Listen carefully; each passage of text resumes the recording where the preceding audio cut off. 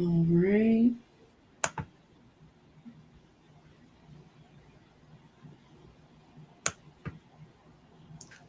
Hey NorCal, what's up? It is Monday. We're back on Monday. It's May 12th, and this is another episode of NorCal Mondays. Josh is here in the studio. We have a driver panel, and we are going to get this thing started. Thanks, everybody, for joining us back on Monday again.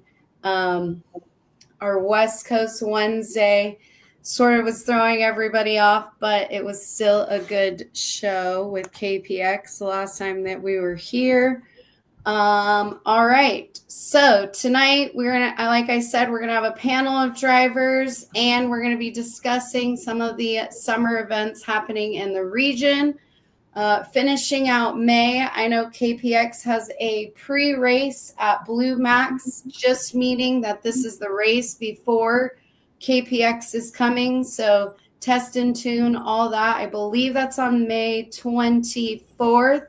Not really that positive, but again, KPX at Blue Max will be the first race of the KPX series this summer.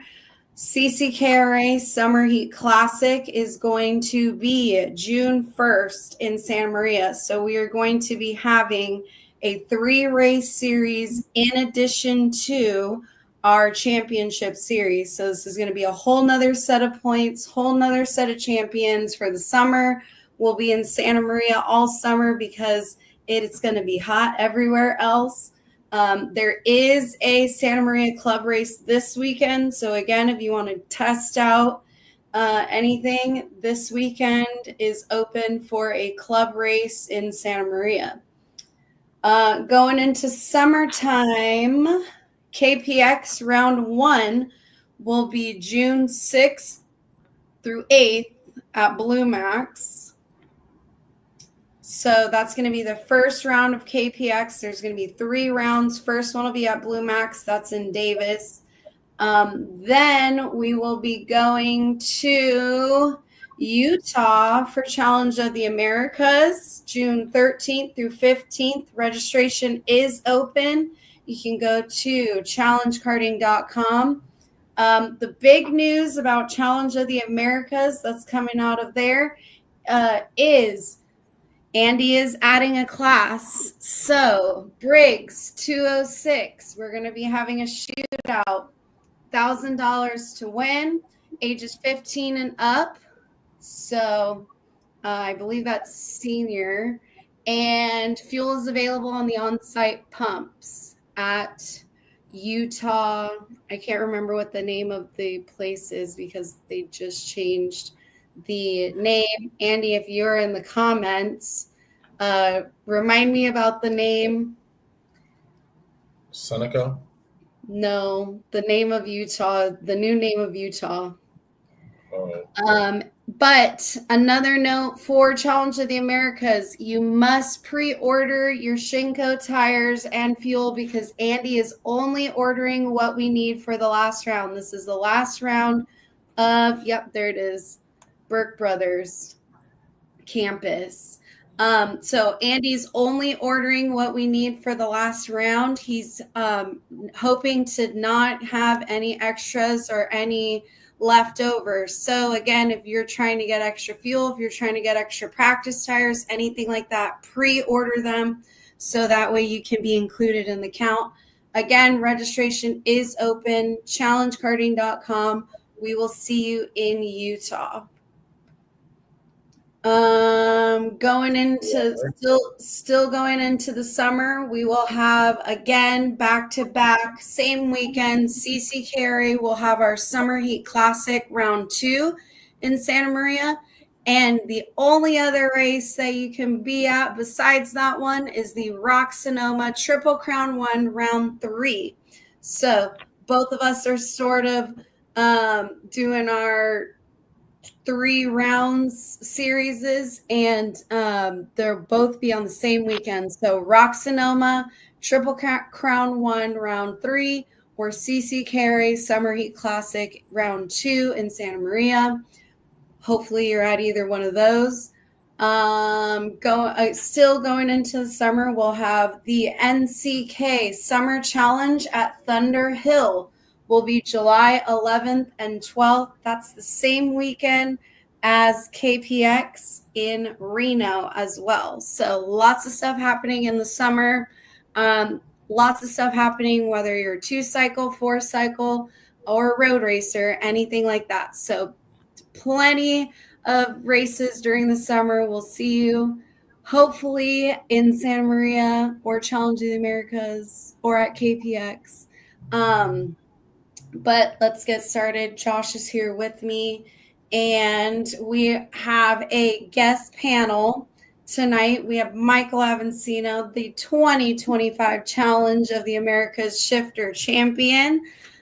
We have Mason and Ryan Mitchell from Racer Motorsport, and we have Kirk Marshall from Trackside Engines representing KPX tonight. So he's going to be talking a little bit about the Tillotson class and all things Tillotson tonight. So bring your questions for all of us and put them in the comments. We will get to all your questions.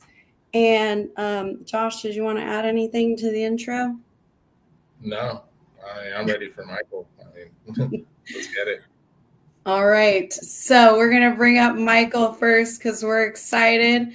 He's our guy from, we'll let Michael introduce himself and how we met. But Michael Avansino, the 2025 Challenge of the Americas Shifter Champion. What's up? Welcome to the show.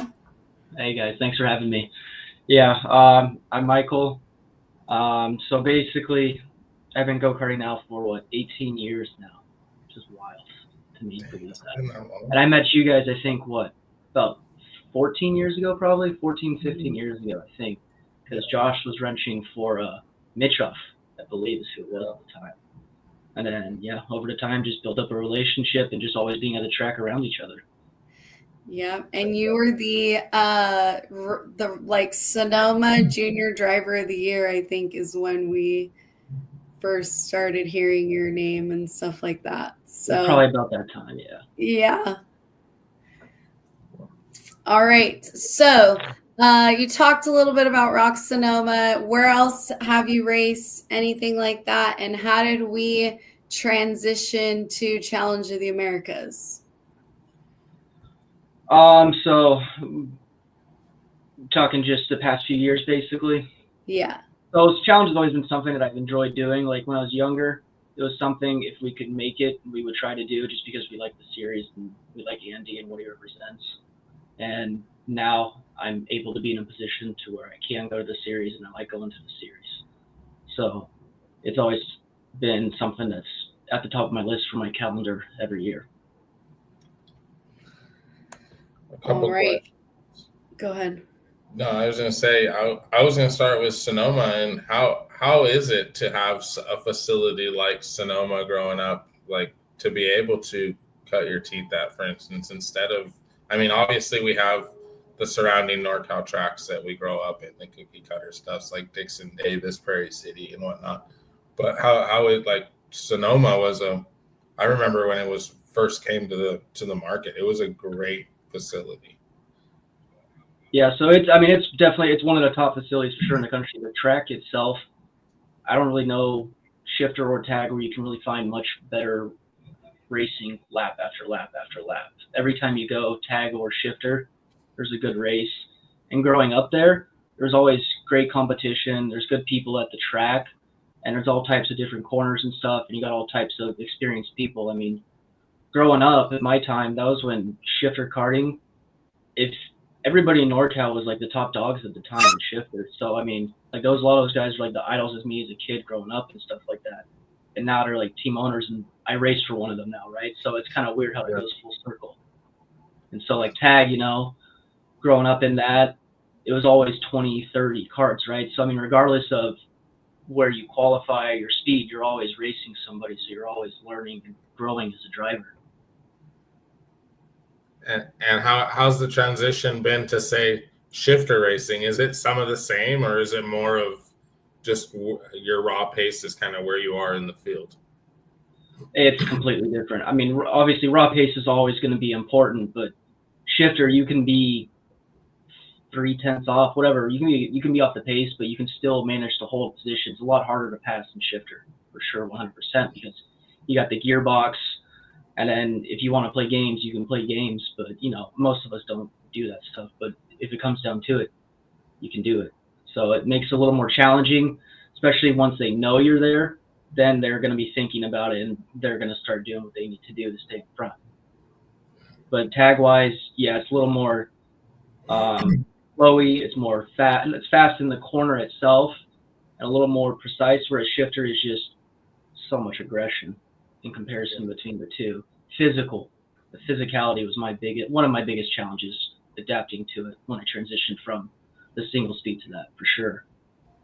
Did it take a long time for you to transition from, because you were pretty successful and obviously have been successful growing up as a junior, let's just say clutch car driver, whether it was HPVs, Rotax. I know you did a lot of Rotax stuff as a kid. So transitioning from that driving style to the shifter driving style, did it take a long time, or were the basics still pretty much the same?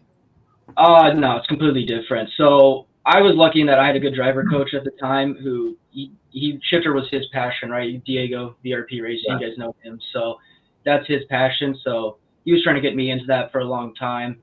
And then eventually I was like, all right, okay, fine, let's do it type of thing, right? Like, okay, let's go for it. And so I spent like 6 months just at Sonoma, just practicing. Every day I could go out, I just go out and just practice, try to figure out the style, figure out little finesse techniques and stuff, and then just hopefully having somebody there that I could use as a gauge to be like, okay, I think we're all right, or like, oh no, I need to get better, I need to fix this. And it's like you have other guys driving out there. Like when I first started, Gary was driving a little bit, Ron was driving a little bit, Keck was out there, and you had some other guys that would come up once in a while, right? So I'd watch them, learn from them, try their style if I liked it, if I didn't like it, type of thing. And yeah, I spent 6 months before I did my first race in shifter. Did that, and then I couldn't start. Yeah. And so I think the first 3 races, I failed probably 80% of the start. So that was my biggest hurdle when I first got into shifter. Yeah.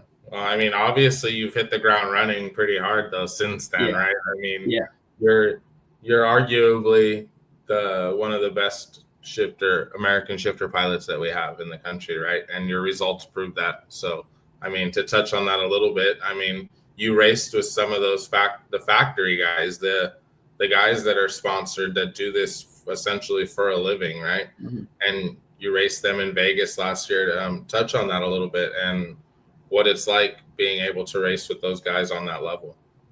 It's a surreal experience for sure. Once I saw the entry list going into Supernats, I was like, holy crap, this is a crazy field. I think it was 11 or 12 world champions. You got all the top North American shifter drivers. I mean, you got guys coming from South America, Australia. I mean, it was the best of the best across the world. I don't know many other races that had a field like that really in history. So to be able to race against that field and be competitive in that was an awesome experience and a great learning experience as well. And that I learned that, like, hey, listen, I can do this. Like, I am here, right? Like, now it's just me figuring out the little small things that I got to adjust and work on and get better with that over time right now. And maybe try to be one of those guys in the top 5, top 3. Yeah.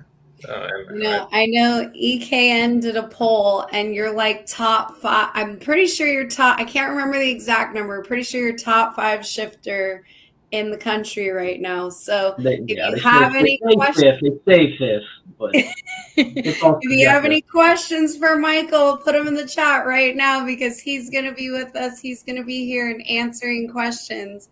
But so question about Challenge of the Americas. So this year we added the fourth location, but more rounds this year. And you have pretty much sealed the championship before we even went to the 4th round. But how did you feel knowing that there were more races this year and like essentially more chances to compete?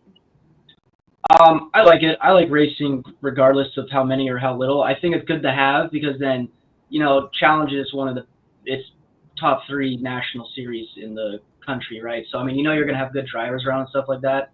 And my whole goal going to races like that is just to race around good people and race around the best and just have fun with it, right, while you're there. So to have a 4th race like that's like, cool, okay, it's another opportunity to race against these guys and see how we can do or what we can improve on. So out of the 3 races we've done or 3 locations that we've done so far, which was the most challenging, you would say, out of this year so far? I would say Tucson for sure. Tucson was challenging. Physically, it's a fast track, but it's like quick turnarounds between the corners, right? So you don't got much breathing time for the shifter and stuff like that. Plus, Nick was there, Massimo was there, and they're all quick. So they gave me good competition, and they make me really work hard for it, right? So, I mean, me and Ron, luckily we worked hard, figured out the tires well, and our rest of our program's solid. So we were able to work on that and get going, and it was a good weekend for us. But, it was challenging for sure, physically and mentally. Tell us about running K1 circuit in a shifter. Oh, it's so fun in shifter. It's the most fun track to drive in shifter by far because it's fast for shifter. It's fast and flowing for shifter, which we don't really have many of those in the U.S. Flowing like that, I personally haven't driven a track that's close to that. Other people might know some, but I can't think of any off the top of my head. It's fast, it's flowy, there's plenty of just passing opportunities. You got the bank corner going up, I think it's the Moran corner going up, and you got the S's coming downhill, you got the U-turn, you got the uphill off-corner apex going down to the back straightaway. I mean, it's got all types of corners. It's just fun to drive, and you get to try a bunch of different stuff, too, while you're there, driving styles, which makes it fun and a challenge in itself. Yeah, that's cool. And then sealing it up in Sonoma, of course, it's kind of nostalgic because that's home for all of us. But kind of just doing well enough that you could say oh, I won the championship here before even going to Utah. Was that an accomplishment or a little bit of a relief? Oh, okay, we got it, or was it oh my gosh, we got it? It's a little bit of both. It's a cool accomplishment, but it's oh, thank God. It's like a stress. It's like a weight off your shoulders, right? You're like, oh, okay, cool. I don't got to worry about that, right? Going into that weekend, it's like, okay, don't let anything fall off. No, whatever the possible issues, just keep it on the track, just be smooth, and just do what I need to do, right? So do it at Sonoma, do it at home, have my family there, and the whole team, or as much of the team as possible there, made it a good experience. It's fun, so I was happy to be able to do it at home. That's awesome. And it was exciting to watch too, because you're like, I know him. Yeah. So, okay, we talked a little bit about Supernats, and you mentioned how you saw the entry list and you were competing against these world champion drivers and things like that. Talk a little bit about your mentality and how pretty much you got through it and you were successful in that. Yeah, Supernats, it was a up and down week for me for sure. Going in, I saw that entry list and I was like, holy crap. This is gonna be a slugfest, right? I mean, I think it was 67 entries.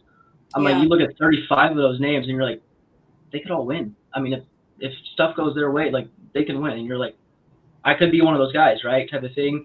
So practice, we're going through that. We show up. We're pretty quick. We're close. 3/10, 2/3. We're we're not worried. We're all right.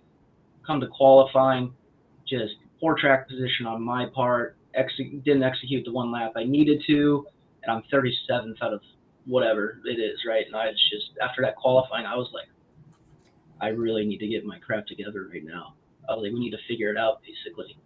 And so we went back, we looked at data, made a chassis change, And then throughout the heat races, I'm just telling myself, I'm like, regardless of what happens, just gain 1 spot or 10 spots, it doesn't matter. Just go forward and finish, because if you get 1 DNF in Supernats, you can't come back from that. It's hard.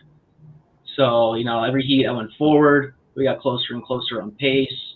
I think it was Sunday warm-up before the Super Sunday. We were like second. And so I was like, okay, cool. We're here now. Like, we got the pace. I'm starting 25th, so I'm like, okay, I got to make moves and I got to go, basically, right? The first lap is just mayhem. People spinning turn 1, people running over each other in turn 1. Everybody's dive bombing each other. And so, I just clawed my way through and was able to work my way up as far forward as I can, basically. So, from the week starting off good, then qualifying was definitely a low point of the week, because I'm going in, I'm thinking I can probably qualify top 15. If I'm top 20, I'm okay with that. That's a good starting spot. 10th for the heat races, move up 2-3 spots. Cool with that. And then that happened, so it's just had to change my where I'm at mentally, and just change my focus for the heat races and adapt and try to move forward, basically. One question I did have earlier, you touched on having to learn and adapt with all these guys and evolve your driving style to the shifter stuff. And I wanted to know, what's it like to have to lean on somebody like Ron, who has been successful and is successful in the shifter kart stuff? Does that help? I mean, I know a lot of the kids like that we've interviewed in the past, they say the same thing when they talk about Gary and Sonny over at the GFC program, right? They're like, it's nice to be able to lean on somebody that's not just talking to tell me what I want to hear. They've actually been in the car and understand what's going. It's huge having somebody like Ron in my corner, right? I mean, he's won almost everything. I mean, everything he goes to is up front. He wins. He knows what it takes because he's been there. He has the experience. He has the knowledge. So it's like, I mean, I have a decent amount of experience, but I'm nowhere near his level of experience. So, I mean, if I have something, I immediately go to him. I'm like, what do you think? I'm like, what should I do? Or like, how I'm in this situation. So it's like, what do I need to do these first 3 laps? And I was like, okay, I get in this situation. He's like, well, you should probably do this, or whatever it is, right? So, I mean, having somebody like Ron, he's 40 years in the industry now, and just his knowledge and experience, you can't really beat it. Not many have that amount, if more than him. So for me, it's been huge since I got in the shifter, and when I joined him, it helped me grow a lot as a driver, because there's a lot of things that I wouldn't think about that he started teaching me, and that I've learned from him to be where I'm at now, basically. Wow, that's cool. All right. Shout out Ron White. Shout out Ron White. Oh, Ronnie boy.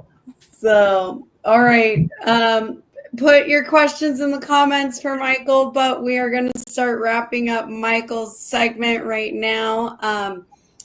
Is there any other shout outs? Where are you going to be racing next? Anything like that you want to leave us with, Michael? So I'll be doing the Rest of Pro Tour. I'll be at not the Rest of Pro Kart, but I'll be doing the next 2. Rock Sonoma, possibly right now. Working on that, maybe. And then Supernats and KZ Worlds at the end of the year. Oh, right on, man. Yeah. That's right. Yeah, and then I got to give a shout out to Bobby, who's been my mechanic all year so far, for doing an amazing job. And then Ewan and CRG USA for their help as well. And then, my mom and my dad, of course, for always supporting me and being around. Right on. Cool deal, man. No Gran Turismo anymore? No, not anymore. I stopped that a long time ago. I got friends that still do it and talk to me about it. But no, I race too much now in real life, so I don't have time, I guess. Yeah, developing bad habits, right? Yeah. We'll save that. We'll bring you on for another show about sim racing, because I know you were very successful in that too. So I'd like to have your input on that at the same time. Okay, sounds good. Thank you. Thanks for coming on, bro. All right, Michael, thanks for joining us. Good luck at your next few races. We'll be cheering you on from NorCal. Thank you, guys. All right. So next up, we are going to be bringing on Mason and Ryan Mitchell from Racer Motorsports. So here we go to continue our discussion about transitioning from 4-cycle, 2-cycle racing to shifters. Hey guys. Hey, how's it going? Good. All right. So give us a quick introduction. Tell us about Racer Motorsport, what you guys do, and then we'll get into our shifter talk. So Racer Motorsports started probably in, I think, 1992. I started racing when I was young, and we started manufacturing kart stands back then, and we found a good design that has kind of weathered the storm through everything. And as I got older, got out of karting and other things, and then having kids, got back into it 4 or 5 years ago, and we continued to build stands throughout that whole time. And we did a lot of stuff with IMIC back in the day and a lot of different people, but we've really kind of pushed it a lot more because of the expenses of karting these days. So it helps out with that. And then with having 2 boys, with Mason and Brody both racing, it's helped, and it's been quite the fun journey for the last 4 or 5 years. And Mason, tell us a little bit about where you raced and where your experience is at. Pretty much exclusively California and NorCal. We've been going Idaho for the past 2 years and in LA, but hoping to branch out a bit more this year. Where do you want to go race?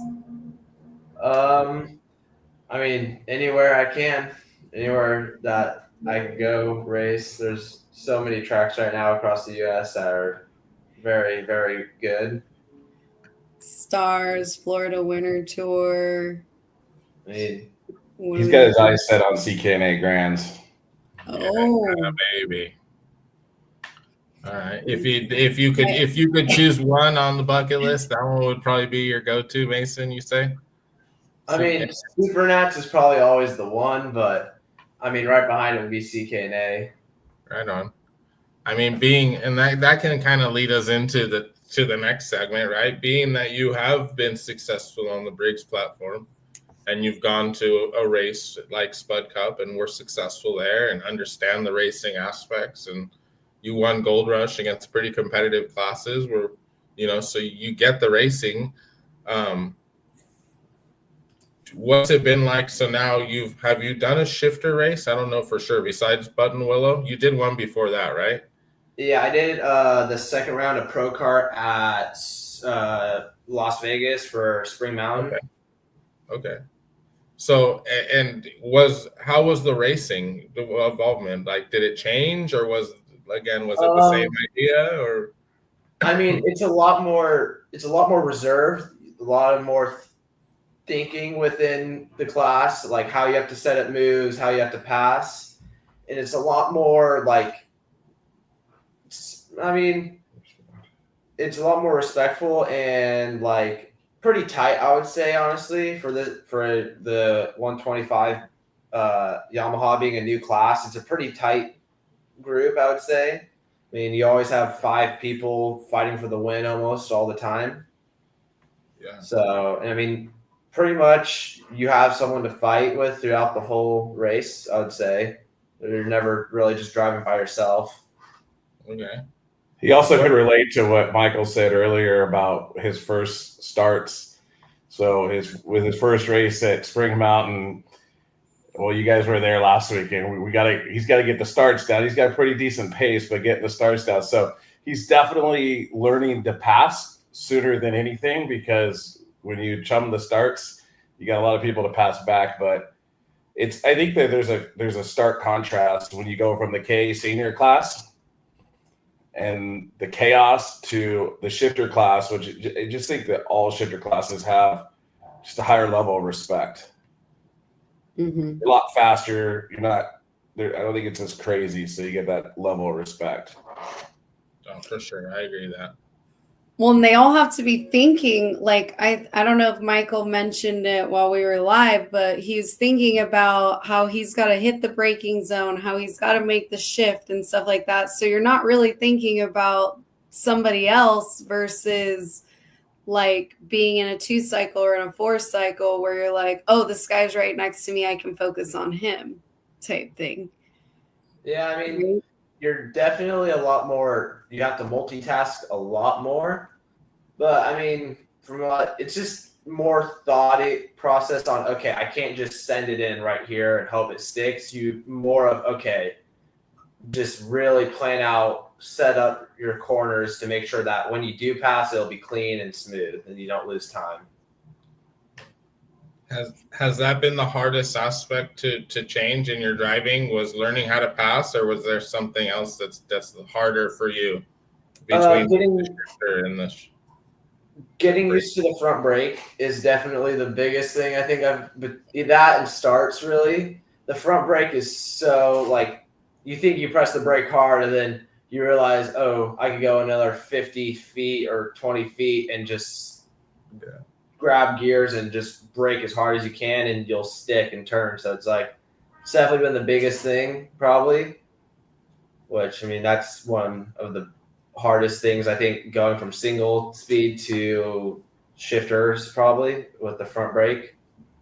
I mean, being a Briggs racer myself, right? Like a lot of us are guilty of trail braking. Like, let's just be real, right? A lot of people do it.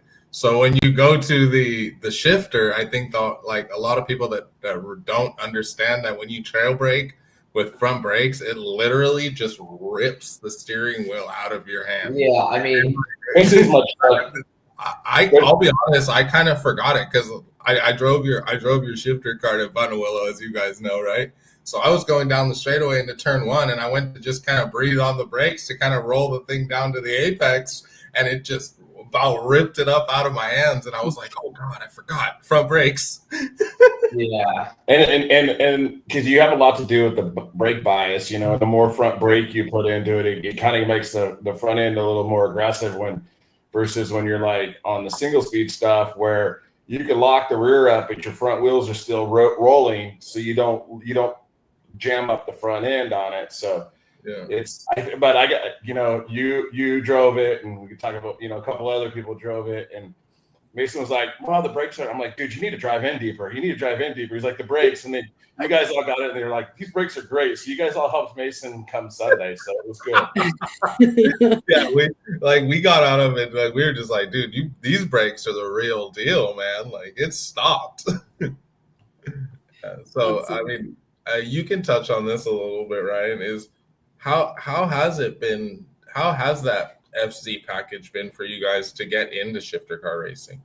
You know, I mean, it's kind of cool on how it all happened. I mean, you touched a bit, you know, going to Spud Cup. We've done Spud Cup the last couple of years, and 2 years ago we went up there and we had decent pace, but I mean, still learning racecraft, things like that. I mean, Steven Eishart was with us and he ended up winning it. So Mason and Steven were super fast 2 years ago. So going back last year, I mean, we kind of were starting to get hung out to dry. It's a little like CK. It's not as bad as going to like Newcastle, but if you don't have people to work with you, you're behind the eight ball, you know? And so, you know, I've known of some people that know Billy Musgrave over at Factory Karts, and he was really fast to begin with, and then kind of hit a little bit of wall and we went over and helped him kind of with some four-stroke setup. We ended up, I think he thought I was crazy. We changed his seat, his front spindles, his rear hubs, his rear axle, his ride height. I mean, we went through a lot of stuff, and you know, he's like, I can't believe you're helping. I'm like, well, you know, help us. And it worked out, you know, and I mean, we if you ever watch the onboard, you'd be like, why didn't you take the pass on him? And a lot of people said that. But at the end of the day, you know, Billy ended up giving us a kart there to work with on the single speed stuff. And we've had, you know, there's still some work to be done on that. And then he's like, hey, come test a shifter. And we put him in a shifter.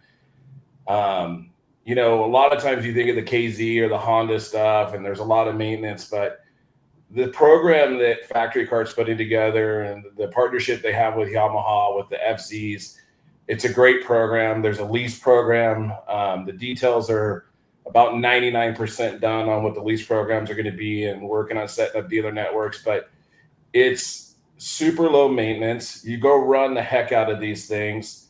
You know, you put a ring and piston in them, which it's about $100 for a top end, but you know, the power is still there.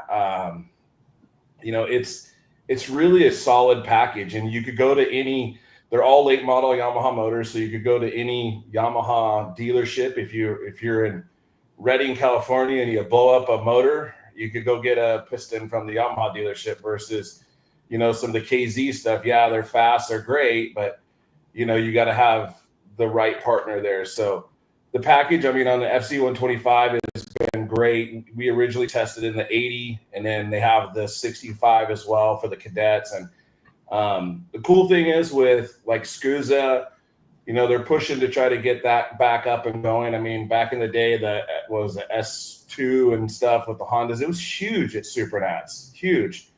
Yeah. And so I think the intent is to do that. We run a spec gear at all of the SCUSA events, and then also the Southwest shootout that they're doing. So everybody's on the same gear. The motors are all stock, especially with the lease program right now, with them being leased. If somebody shows up and they're just destroying the field, they'll be handed a new motor, but that motor will be taken and pulled apart and understand if somebody was messing with it. So the intent is to try to make it a very fast, competitive class through the 65, the 80, and the 125, but also keep it a level playing field to where it becomes a driver's class, and you're not having to worry about spending, a KZ motor. You want to go KZ racing, you're going to drop $10,000 on a good KZ motor. So it's a great program. Yeah.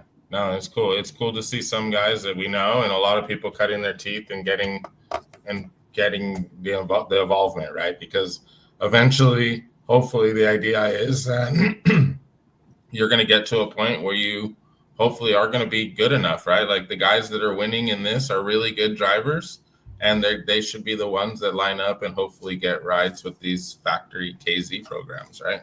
And are the next guys like Michael Avansino's and whatnot that can go out and prove their talent to the world against the world's best.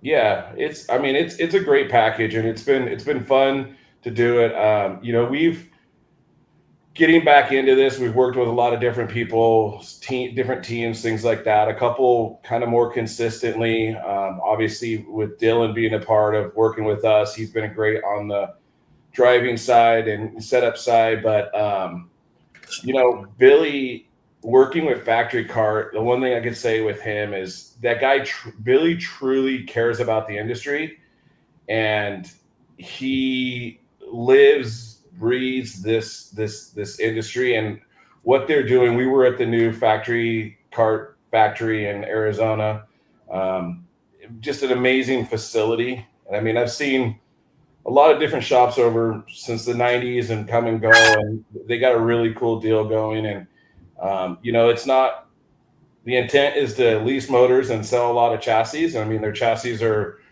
really good, American made, and on the shifter side of it, they're fast. He's almost won the SCUSA race in the KZ, and obviously got his 5th Supernat. So the package is really good, made here in the U.S. But he's willing to help, and there's a lot of things coming out with race support with this. It's going to be a really cool dealer network. So it's excited to be part of that, and it's good to see Mason and the shifter and taking that next step. Cool, and I'm glad you guys are too. So, any other shout outs you got? No, that's it. One of the things we're going to do is we did a demo. Obviously, let a few people jump in it at the Button Willow CCKRA, and then we're going to do a 2-day demo at Prairie City coming up pretty soon, probably next month, where we're going to have the Cadet 65 for people to demo, the 80, and then we'll have a 120, probably 2 of each for people to demo there. And then we're trying to get an 80 and a 125 to do a demo at the Gold Rush at Davis in a couple of weeks as well. So yeah, we'll set some things up on social media to kind of get people's interest on it and get out there and let the guys that are in cadets jump in a shifter cart, see what they like. Just kind of like what Michael says, it teaches these drivers to think more about what's going on. The braking pressure is a lot different with having front wheel brakes and everything. So it'll be a good opportunity for everybody to jump in and get out there. Yeah, no, I had a blast when I drove it myself, and I truthfully I want to drive the 80 because I mean that's where we all cut our teeth in NorCal, right? Yeah. So that And you that's drive the 125 at K1. oh yeah, where it's smoother, doesn't hurt my neck and my ribs, and I'm not like dying for 3 days. Yeah, I think that's more my style for sure. When But he yeah, got no, I up, mean, he was like it's cool. hunched over the cart, and I was like, all I could hear is that line from Holes where he's like, "I'm tired of this, Grandpa." Yeah, dude, I was whooped. I was like, dude, that thing, I did like to 8 laps, and I was like, I'm done. Like, I'm good. Well, when Mason did Spring Mountain, which Spring Mountain, that track, it's obviously brand new and it's smooth and everything, but he did 24 laps in the KA, and then they had KA Masters, and then they had the 125 class. So he ended up doing 48 laps within like an hour. That was bro, you did also double? after 3 days of practicing at that track too. So that was Both classes. So he was whooped on that one. Yeah, you were whooped for sure. All right, guys. Well, thank you for coming on. It was great having you. And like I said, if there's anything else, let us know. And hopefully that test day goes good for you guys. Yeah, for sure. We appreciate you guys having us, and we'll get you in an 80 for sure. All right. Thanks, man. Thank you. Thanks, Mason. All right. Thanks, guys. Okay, so next up, we are going to bring up Kirk Marshall from Trackside, and we're going to talk a little bit about KPX and the Tillotson class. So here we go, coming up, Kirk Marshall. What's up? Thanks for joining us. Thanks for having me, guys. What's up, bro? What's happening? Doing the daily, right? Doing the show. Here we go. Right on. I haven't seen you in what, like a whole 48 hours? Yeah, right. All right, Kirk. So tell us a little bit about Trackside Engines, and then we'll get into KPX and Tillotson and all that stuff. Yeah, no, I'll keep it brief on the trackside stuff because I think everybody's more interested in the Tillotson class and kind of some questions and stuff like that. But trackside's been around for about 5 years. We predominantly started in dirt for a couple years, and then obviously, my roots and stuff are with my kids in the 4-stroke class with Kid Kart, and then I've been racing with Jared for about 10 years. And I had some drivers that I helped with, and obviously we knew that we needed some to get a little bit of an edge on the engine side. So starting trackside was mainly for doing some R&D. Some of the stuff that it costs a lot of money to do R&D on those engines, as little as you think that there is to do. There's a lot of stuff that can be done, and some advantages that you can take advantage of within the rules. So anyway, we've been doing that predominantly over the last 5 years, running the shop and new engine packages such as the Tillotsons. Came across the Tillotson online probably about 3 years ago. Bought one and just tried to figure out. I was like, man, I was super impressed with the fact that they kind of took a page out of the Briggs stuff with the tag motors, a rule set that was similar. It's a little more broad. The Briggs stuff is pretty narrow where you can't really mess with a whole lot of stuff, where the Tillotson class is a little wider on the rule set, but the same idea. And we were just starting a new class in the dirt, which was called the Cage Clone class, which is it was kind of geared towards a lower, more financially easy class to get into. And it was mainly started for the dads to kind of get out, and instead of racing with their kids all weekend, they could go out and the dads could go out and race and the moms could go race. Kind of like our mom and dad races that we did is how it started. And then now all of a sudden it's probably the biggest class in dirt racing right now over the last probably 2 years. It's huge. We have like 30 to 40 cars at each of the major tracks, from Northern California all the way down to Southern California, and it's really taken off. And then obviously we've been trying to get it into the asphalt stuff as well because it's a super cool motor. So I know that there were some Tillotsons that you and Josh were watching and stuff like that over the weekend. So tell us what the difference is on the track versus a normal just Briggs 206. Yeah, and the biggest thing is RPM. There's actually two different versions of the engine. We started off with a 6500. I won't get too technical, but they started off with what they consider now, they call them a Generation 1 Tillotson 225 RS. And those engines rev to 6,500. Their new engine that came out, and they've been working with Adams and the guys down south to make them a tick faster than the Gen 1s. It's called a Generation 2 engine, and that's the engine that we're going to be racing in KPX. It's essentially the exact same engine as a Gen 1 on the bottom end side, except the head has 30 thousandths taken off, and then there's a 7,500 rev limiter now. So the biggest difference between a 206 and a Tillotson is RPM. The second thing I would say is that it's displacement. There's 20 cc's more displacement, which means you're going to have more bottom end. The motor's going to take off better. And we saw that. Josh and I went and watched the guys this weekend, and I was immediately, you can tell how much faster they were on the racetrack. They were running low to mid 55-second runs. And I know we were just out there with CCKRA, and our guys and seniors were running like 58.5s, 58.3s. So they're almost 3 seconds faster. It's significantly faster. I think it races really well, which was really, promising to see, is how tight the whole field was. I mean, whether it was drivers or what, how you can see the separation in driving gaps. But what the most promising thing I seen is all the motors of the packs that were together. The parity was really good to see. I mean, it was really close. You didn't have one guy who just got on the straightaway and motored somebody, and then the whole pack behind him was driving and got back up and then got back on the straightaway and just hit the gas and drove away. So that was promising to see. I did like that a lot. And then to touch on his point, it's faster. It's all out faster. So again, like back to my point with the Hoosier tire, right? It's a little harder than the Avinco. Yeah, it's not as fast and it's not as grippy, but for me, it produces better racing, right? When you actually have to hit the brake to slow down for the corner and make the corner, it just produces more passing opportunities, better racing, eliminates some of this side by side and driving people off nonsense that we're all trying to get rid of, right? And I think it comes back just a little bit on the package and the way we race it, right, with the tire or whatnot. I didn't mean to cut you off. I just kind of wanted to. No, you're perfectly fine.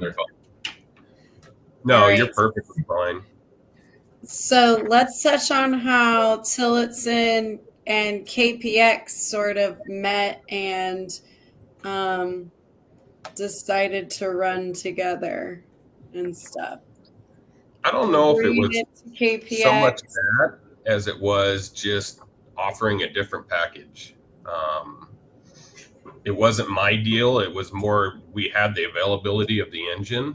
And I know it's the struggle is real with all the kids, is that they do 206 for a couple years and then they want to go do something faster. KA is obviously the biggest and most popular class that's come along since I've been around. And that's typically the kids where they end up going. This gives them a 4-stroke motor, which we all know that NorCal loves 4 strokes and they're really big on the 4-stroke stuff. And it kind of lets them stay in the same field of people in a 4-stroke car, and they can go faster, which is what they predominantly want to do as they get older. We all know that, the Junior 2 class is the fastest class, and you just are going to go completely slower every generation you go up in terms of speed, because you're going to add weight to the car. That's the same motor, but you're not going to go faster in seniors, and you're not going to go faster in masters, and you're definitely not going to go faster in super masters. It's just the way it is. So this gives them an option to go from Junior 2, and they can go faster if they choose to. The cool thing about the engine is it comes complete. So unlike the 206, you know, a lot of people, and I hear this a ton in dirt because there's a lot of brand new people into karting that get into dirt, and they're like, I bought this motor and it doesn't come with anything. They got like 40 other things they got to buy just to make it to where it fits on the go-kart. Well, these come with 100% everything. You buy the engine from RLV, it will come with everything: the header, the filter, all your fuel lines, everything. You don't have to go searching around and looking around for stuff. It's all in the box, all one thing. It's super easy, but it's very similar to a 206. The carbs are a little bit bigger, which is where some of the horsepower comes in. And then they do the same process with a short block as well, just like the 206 program. They do an actual long block, which is pretty nice. They're $500, and you get if you break your engine, which they're going to break, they all do eventually, you can take your flywheel, your coil, your carburetor, and your header and put it right on your new long block for $500, and you're out and running in a day or two, whatever it takes to ship to your house. Comes with a new cylinder head, rocker arms, push rods, head gasket, the whole nine. Everything's there for you. And you just got to dress it, basically the outside stuff. That's cool. That's pretty cool. Yeah, it's pretty neat, man. Originally, we thought that they were going to do more of a short block version, but when they came out with the long block, I was like, that's pretty darn nice. You don't even have to torque the head. It's already done. Yeah, You know, that makes it nice. Yeah, it is pretty cool.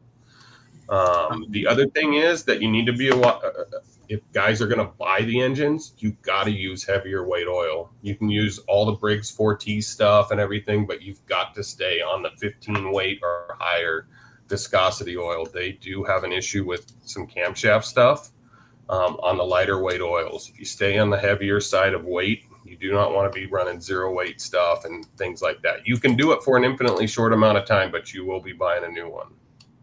So stay on the heavier weight oil or you will be sorry. That would be my only negative to the engine. Other than that, the thing runs awesome. Yeah. Can you touch a little bit on the World Finals ticket? I mean, and the World Finals program? Yeah, I know that Andrew Fallon was the one that kind of told us about that there was a possibility of getting a free entry into that. And then he ended up confirming it later on. And basically, all I know is that it's a free ticket to go. You get a go-kart, you get a motor, you get oil, you get fuel, and you get a pit spot over there and your entry fee all paid for. Supposedly around a $2,500 to $3,000 free ticket. And we'll be given that. Whoever wins the Tillotson Pro 4-cycle class will be getting that ride. You basically have to pay for your hotel, food, and your airfare there, but everything else will be paid for at the racetrack.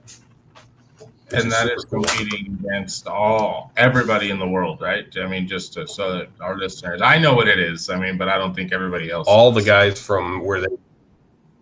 Correct. Yeah. All right. So yeah, all the guys that have won classes in the T4 division or series. Go ahead. From all over the world, it's all countries and everywhere all over the world. It's basically like similar to what the Rotax does with their program and invites, series champions from all over the world. And you get to race against essentially the best Tillotson and 4-cycle racers in all of the world. So it's a cool program. So let's touch a little bit on KPX then, so that way we can let everybody know where all this is taking place.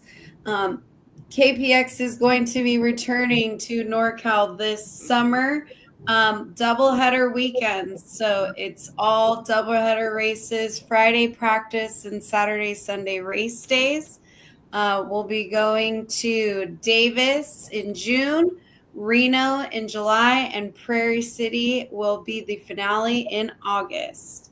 So like Kirk was saying, the Tillotson T4 class is where you can potentially earn the spot for this World Finals ticket. But what are the other classes that are going to be competing at KPX? So it'll be the typical stuff that you see up in NorCal. It'll be the junior one pilot class, which is the red slide class. You'll have the green slide junior 1 class, junior 2, 206, the senior 206, the masters and the super masters, as long as we get enough participants. But your typical classes, all 4-stroke though. And they are going to be running Hoosiers as well. So get your Hoosiers from your local Hoosier dealer.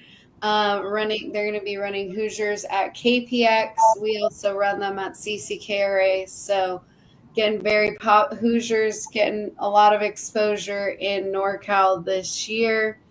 KPX. What? One set both days, right, Kirk, in every class? Correct. Yeah, we're trying to save some cash, and those tires are perfect for that. I know we raced them in Phoenix, and they're really good for long stints of competitive racing. So they're perfect for running a whole day Saturday race and then a whole day Sunday race. So yeah, I just wanted to make sure that people knew that going to the forward, that they could just run the week. They're going to run the same set of tires on Saturday, on Sunday. So. Yes. So we recently did a show, the West Coast Wednesday show with Kenny and Chris from there. So they answered a lot more questions in that show. You can definitely go ahead and watch the replay on there for more questions about that. There was a poll that we put out on NorCal Karters about the track layouts that we wanted to see. So right now in the lead on that poll that's still open, I believe, is one layout per day. So NorCal's kind of wanting to see something different each day. So we're going to definitely take it back to the think tank, the KPX think tank, and get all that situated as well. We will let everybody know what is decided and all that, but not only is Trackside a sponsor in that, but we also have RLV, Odenthal, Cold Nelson Racing, Unleashed Power, Fast Tech.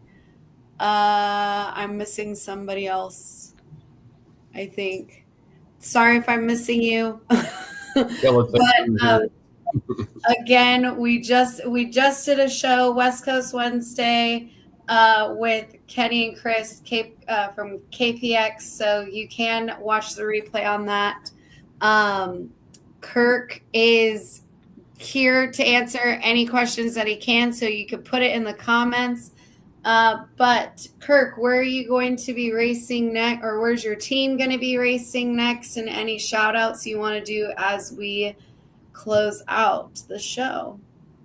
Yeah, no, we're going to be racing this weekend actually in PC. So I'll have about 7 or 8 guys that'll be racing up there. And then I believe then we're going back to CCKRA, I believe. Is that the end of the month? Yes. So I'll do it. Yeah, I'll be there for Saturday for sure. And then Jared will be running the team on Sunday because my daughter's getting married. So congratulations. Yeah. That'll be super fun. Yeah, it'll be good. I love Santa Maria. It's my fave. All right. All right, Kirk. Appreciate it. Thanks for hanging out with us. We appreciate you both at CCKRA and with all of the KPX info.